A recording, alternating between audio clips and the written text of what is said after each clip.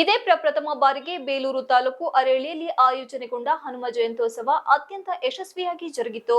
ಸಂತೋಷ ನಗರದಲ್ಲಿರುವ ಶ್ರೀ ವೀರ ಪ್ರತಾಪ ಆಂಜನೇಯ ಸ್ವಾಮಿ ದೇವಸ್ಥಾನದಲ್ಲಿ ಹನುಮ ಜಯಂತಿ ಆಚರಣೆ ಹಿನ್ನೆಲೆಯಲ್ಲಿ 2 ದಿನಗಳ ಕಾಲ ನಾನಾ ಪೂಜಾ ಕಾರ್ಯಕ್ರಮ ಆಯೋಜನೆಗೊಂಡಿದ್ದವು. ಹನುಮ ಜಯಂತಿಯ ದಿನದಂದು ಬೆಳಗ್ಗೆ ಸಕಲೇಶಪುರ ರಸ್ತೆಯಲ್ಲಿರುವ ಮಠದ ಬಾವಿಯಲ್ಲಿ ಗಂಗಾ ಪೂಜೆ ನೆರವೇರಿಸುವುದರ ಮೂಲಕ ಹನುಮ ಜಯಂತ್ಯೋತ್ಸವಕ್ಕೆ ಚಾಲನೆ ನೀಡಲಾಯಿತು.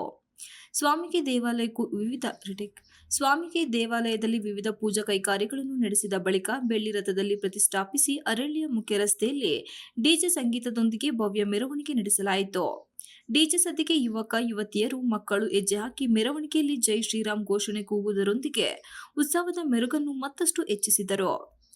ವಿದ್ಯುತ್ ದೀಪಗಳಿಂದ ಕಂಗೊಳಿಸುತ್ತಿದ್ದ ಮುಖ್ಯ ರಸ್ತೆ ನೋಡುಗರನ್ನು ಮಂತ್ರಮುಗ್ಧಗೊಳಿಸಿತು. ಶಾಸಕರು, ಸಂಸದರು, ಮುಖಂಡರು, ಉತ್ಸವ ಸಮಿತಿ ಪದಾಧಿಕಾರಿಗಳು, ಹಿಂದೂ ಭಕ್ತಾದಿಗಳು ಭಾಗವಹಿಸಿ ಕಾರ್ಯಕ್ರಮವನ್ನು ಯಶಸ್ವಿಗೊಳಿಸಿದರು. Ranjit Kumar, KS, TV 46 Malenadu news, ಅರಳ್ಳಿ.